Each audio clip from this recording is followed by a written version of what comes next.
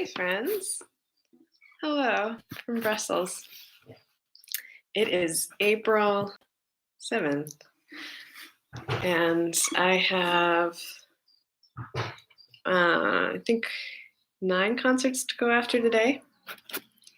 My neighbor's child has taken this opportunity to begin kicking a soccer ball against the wall of their house, which makes me want to scream. You can probably hear it. Ba-boom. Da-dum. And when he first started doing this happens every day, multiple times. I could not figure out what it was. And I almost went and knocked on the door and asked her if she could have him kick his soccer ball somewhere else. And then I realized it's a lockdown. He's a young boy. Young boys are annoying under normal circumstances, and this is a lockdown, so he needs an outlet for all that energy. So it's good practice. So I'm just going to sing. And think of it as a rhythmic background. Every year for the past few years feels like a different life. Who was that person I don't recognize? Did I do all those things? How many lifetimes can I live in one? When will it end? Tell me, who am I? Tell me who I am. Can I decide who I want to be? Can I create me? I still remember the long dark night. Someone whispered to me, you are strong and you are so brave. You can do anything you want. I didn't believe her, I was afraid. Was it really up to me? Tell me, who am I? Tell me who I am. Can I decide who I want to be? Can I create me?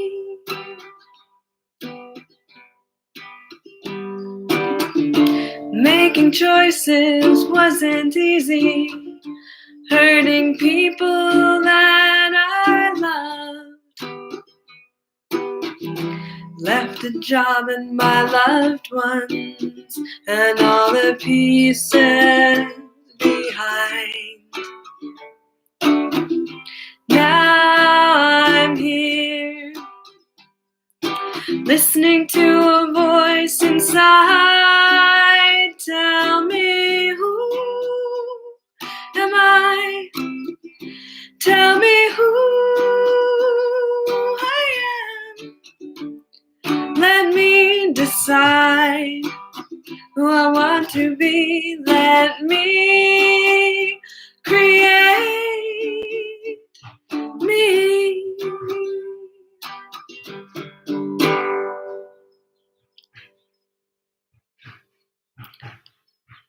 Oh, now he's just kicking the soccer ball nonstop. It's not just boom, boom. It's like a now I have a straight groove. So I really should. I probably should have rethought the songs that I was going to sing to do more kind of rock music than folk. But you can't always anticipate what's going to happen in life, as we well know now that we are in various stages around the world, having been in lockdown for different periods of time. We're going on 3.5 weeks now as I sit before you. And so I thought that I would sing songs from my one and only album called Life and Story and Song. And so the first song that I just sang is, I think maybe it's the second to last or last song on the album. It's called Creating Me. And it was about the time in my life when I was a PhD student, very intensely studying sustainability and looking at it through the lens of my own life. I did an autoethnography, and autoethnography and in academic research is when whatever subject you're studying, you study yourself in relation to that subject. And I was thinking, here are all these brilliant people in this cohort that I joined when I started this PhD program, who are all really intensely trying to make the world a better place, but they were doing it in a way that was not modeling sustainable or balanced or healthy behavior. Everybody was really overworked. They were trying to do a PhD while their husband was traveling, and they had an infant. And, it was like kind of all of these truths that people would share, and then they would shift and say, but here's how I'm going to save the world. And for me, it was like, well, I think that saving the world actually should begin with modeling healthy behavior. And so that really became the focus of my PhD work, and it became the focus of my life. And I've continued that focus in what I call my postdoc, which is really just my life path, and in everything I do. What kind of person do I want to be? What kind of how can I create a balanced life? How can I create some balance and grounding and reduce my rage when my neighbor's child is slamming a ball against the wall? And it's like, there's so much room for practice. We're so lucky. And lockdown is a great time to, to kind of go inward and reflect and think about, what kind of person do I want to be? How do I want to show up in the world? If you study yoga, this is a question that yoga teachers ask a lot and often theme their classes around. So that was one of the songs from the album. Another song goes way back to when I was a young child and thinking about relationships. And, this is a song about my dad taking me to preschool. And it was the first song that I wrote. And I realized it wasn't just about the relationship with my dad and my dad taking me to preschool and waving from these windows and then coming back and waving again. But it was about this idea that as a child, he really, my happiness was provided for largely by the people in my closest proximity. And I learned that this idea that, I was responsible. They're responsible for my happiness. And then it shifted to me learning that I was responsible for other people's happiness. And that was largely why I got married to my first husband. And it was in writing this song that it clicked that actually I wasn't responsible for everyone else's happiness. And that actually there's nothing I can do to make another person happy, because it's an individual practice. And so what better time than lockdown to think about, how can you make yourself happy in a way that doesn't inhibit other people from being happy? So if you need to kick a soccer ball against the wall, maybe there's something else that you can do while also considering all of the people around you to create some happiness for yourself. So I'm going to sing this song. It's called the Preschool Song.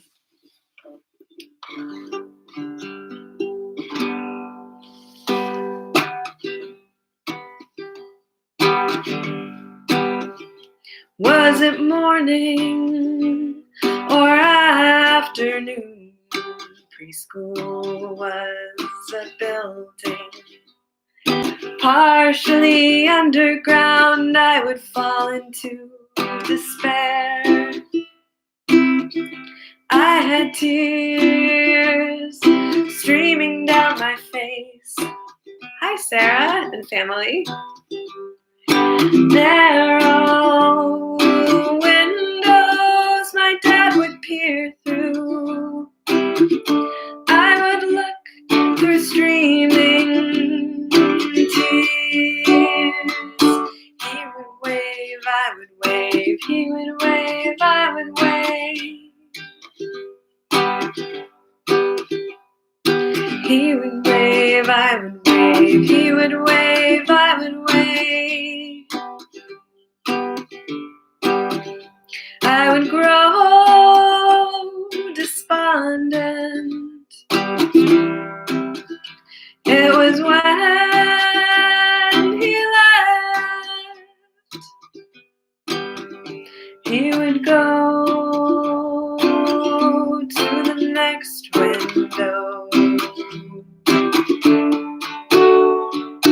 He would wave, I would wave. He would wave, I would wave. He would wave, I would wave. He would wave, I would wave.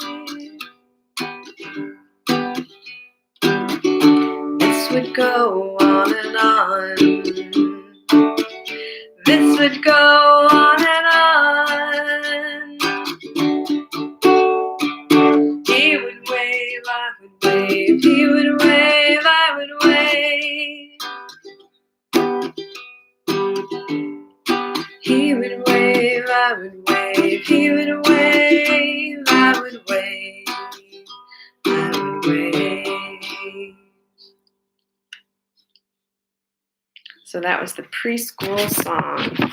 And I mentioned before I started the song that it really, for me, made me realize that I was responsible for my own happiness. And I also, at least what I've come to believe is that I have a responsibility to really do the things to cultivate happiness and balance for myself, because it's actually a service to the world. There's a reason why when you're on an airplane, the flight attendant will tell you to put your oxygen mask on first, because you're no good to help anyone else if you're not healthy and balanced, and if you can't breathe, right? I mean, that's like a really immediate one, but I think that it's a metaphor. And so once I realized I was unhappy, I felt like, okay, I either stay on this path where I'm not happy, or B, I make a change. But if I stay on the path, I know now, because I don't have any ignorance is bliss excuses, I now know that I'm not happy, and that, probably my partner isn't happy knowing that I'm not happy. So it's like a whole chain of events, and you have to kind of figure out, what to do.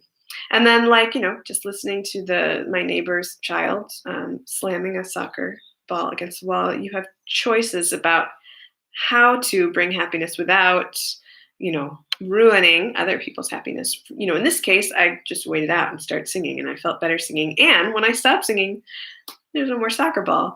For other situations, it transferred for me from my personal life to my work life to, really to everything. It's like once I was on this path and really focusing on, kind of how other events and people affect me and the balance that I'm trying to create in my life, I really started paying attention, and it seeped into my professional life, where I was working in Alaska in a job where I had really abusive supervisor and head of our whole department. And so I had a choice again. Human resources basically told me, well, you can stop complaining and be glad you have a job. Sustainability in the US workforce. Way. Or you can just wait for that person to retire. And for me, waiting was not an option. Waiting while continuing to be, treated like less than a human being. So choice, and I'm really lucky that I had the choice. I was able to get another job. I was able to move. I had people supporting me. And, I'm lucky that I've been able to go through lots of therapy to try to heal from that horrible experience. And I'm so thankful I have music, because singing, I'm sharing a lot today, but singing and writing music and writing stories about these experiences that can be shaped into song are a way to move through the process of healing.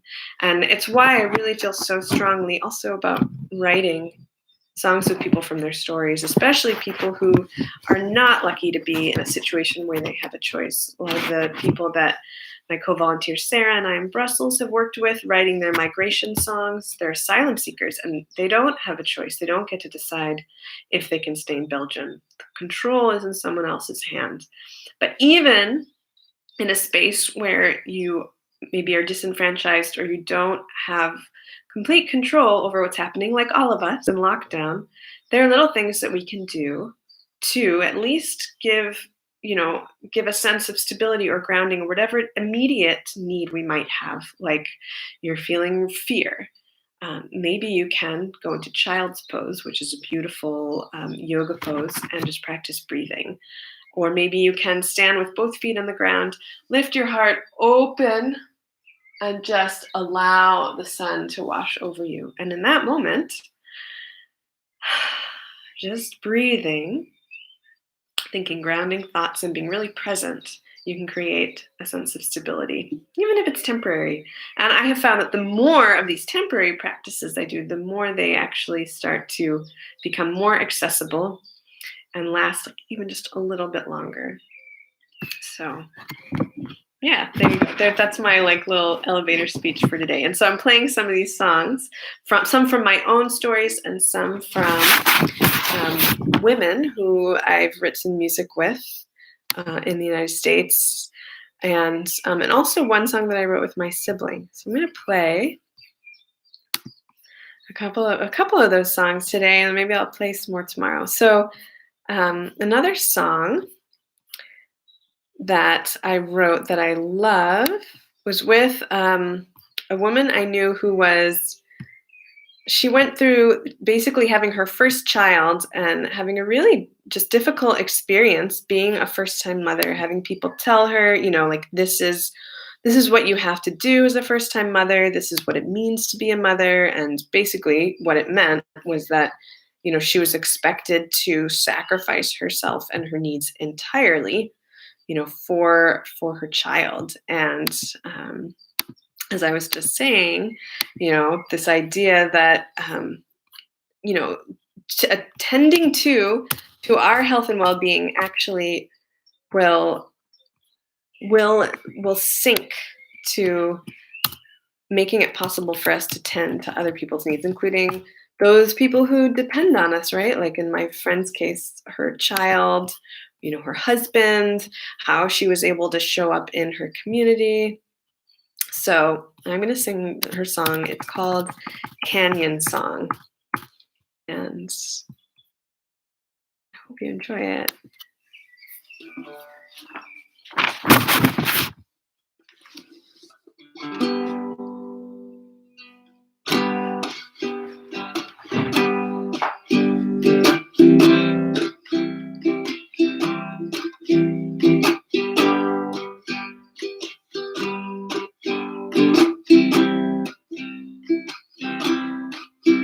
There's a place in the desert I've gone to for years. Every time I go and visit, it's like a journey into myself. It's just this dry desert wash most of the year. When you get hiking, signs of life appear. Can I find the courage to part with you, my love, and nurture my own spirit? You're part of me, my love. Each day you bring joy to my life, but one. Leaving you is the hardest thing I've ever done. There are cottonwoods in the distance, water in the wash. Birds are singing if you listen. There are bright yellow and orange rocks. Saguaros are hanging on the cliffs. And somehow everything sorts itself out right here. Wasn't sure just what to do, but I was losing my mind. Silent nights disrupted my own needs cast aside. People trying to tell me how to love, but what gives them the right to judge love? So leaving was a severing, then the greatest joy. It was the first time I left my baby, the first time on my own. It was the first time I got my body back in a year. The first time I'm returning here, with the cottonwoods in the distance, water in the wash. Birds are singing if you listen. They're bright yellow and orange rocks. Saguaros are hanging on the cliffs. And somehow everything sorts itself out right here. Somehow everything sorts itself out right here. Somehow everything is gonna sort itself out right here.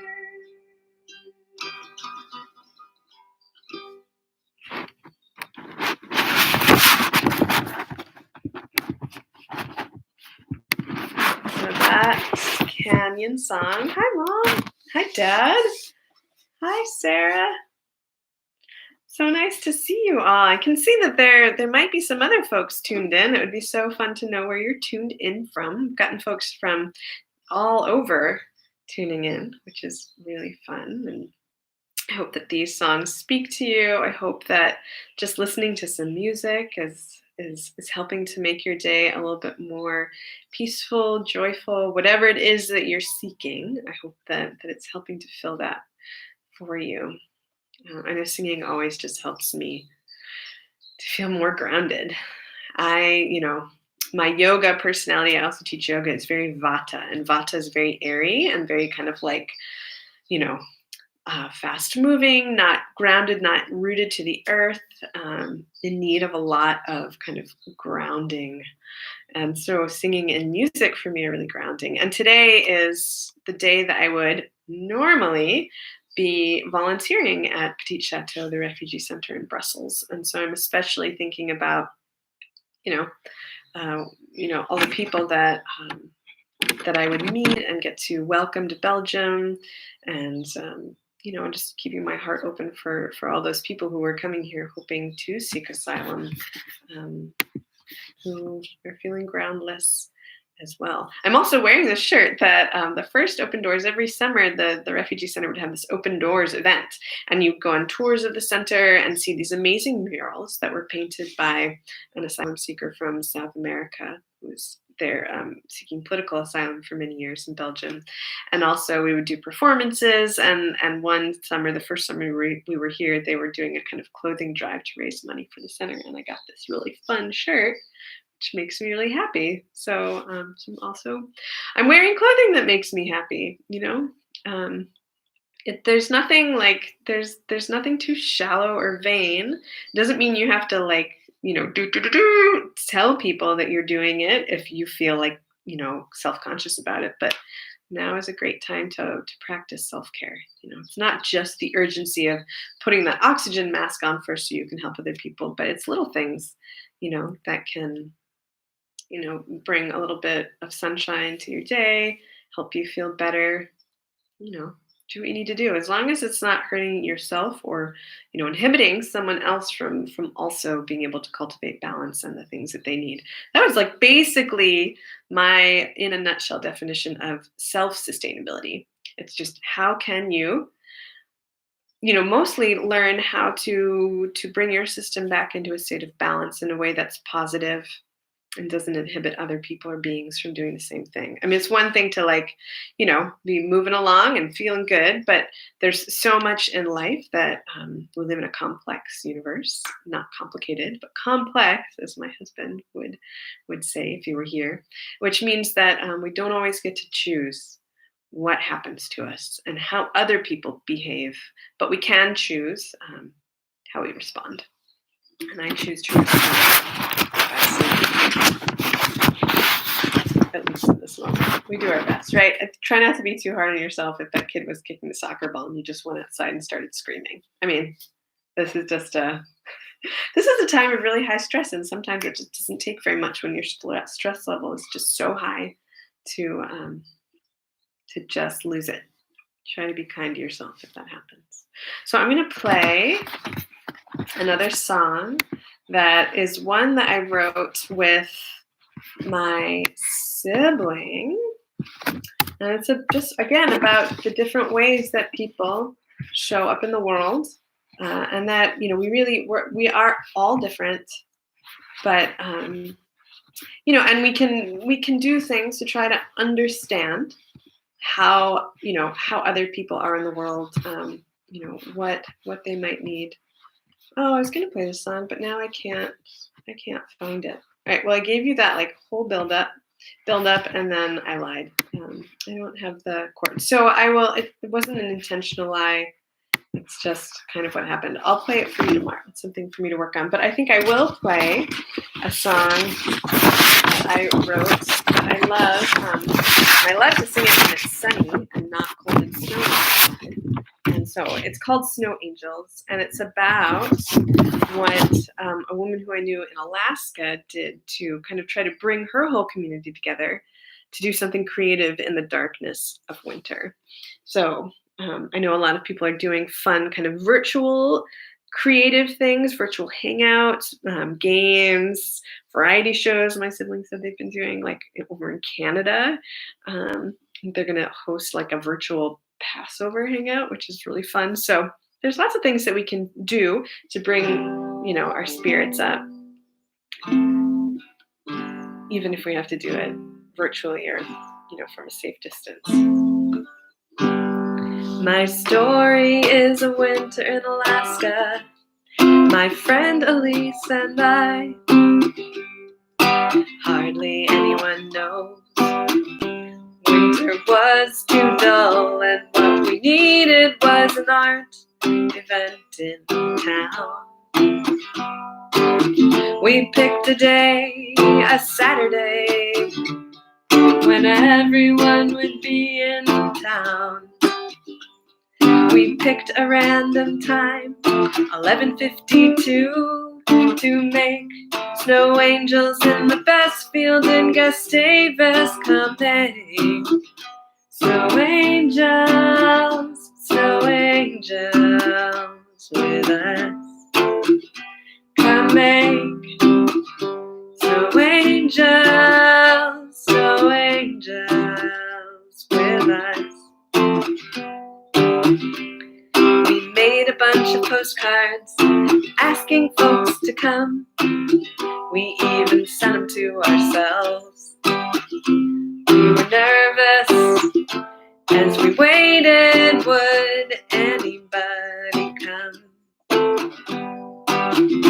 Saturday came, it was snowing. Snow was on the ground. We were wondering, what would people do? Would they make snow angels in the best field in Gustavus coming? Snow angels with us. Come make snow angels with us.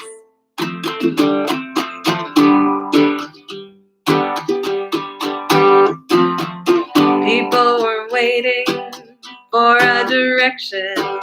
They held their arms in a snow angel pose. They were waiting for a command when someone said, 1, 2, 3, and everyone dropped and made snow angels. And then we made some more. We stayed, made snow angels. And then we marveled at what we saw. Snow angels. Snow angels. Come make snow angels with us.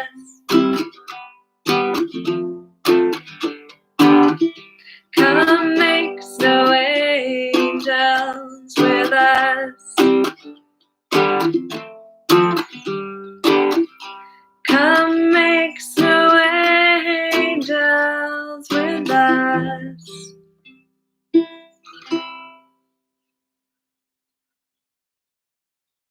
So there's a saying, making lemonade out of lemons, right? Let's make some snow angels out of lockdown. I believe in you. And if all you do is just like get out of bed in the morning, even if you don't get out of bed, like just say, I'm still breathing. I'm still alive. I am amazing. And I truly think that you're amazing.